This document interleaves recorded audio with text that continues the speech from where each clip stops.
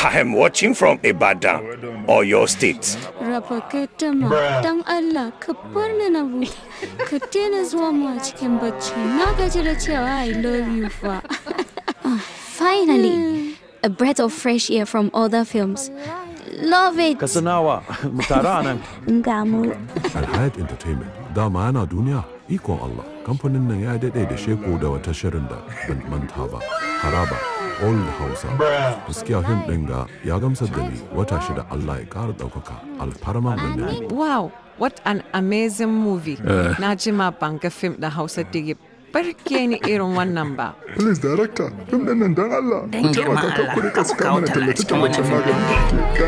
Zai daɗi sosai fiye da sauran film da ko in ce series. Don Allah ku dinga saka mana 2 times a week. Ni ma an samu auren wata shida.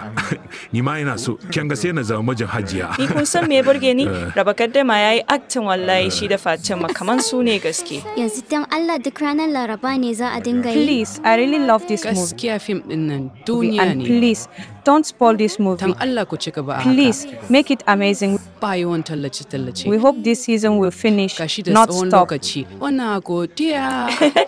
Wanda ya ci Fadila ta ce Swiss Heart ya man like. To kar amanta ayi wa Annabi Muhammad sallallahu alaihi wasallam salati. Allah ya ƙara basira da ɗaukaka. Amin. Allah kuma ya sa an fara. Amin fa. Wata shida zai dinga zuwa muku a duk ranar Laraba karfe 8 na dare a tashar YouTube ta Murya Hausa TV da kuma karfe 9 na dare a tashar Al Gaita TV.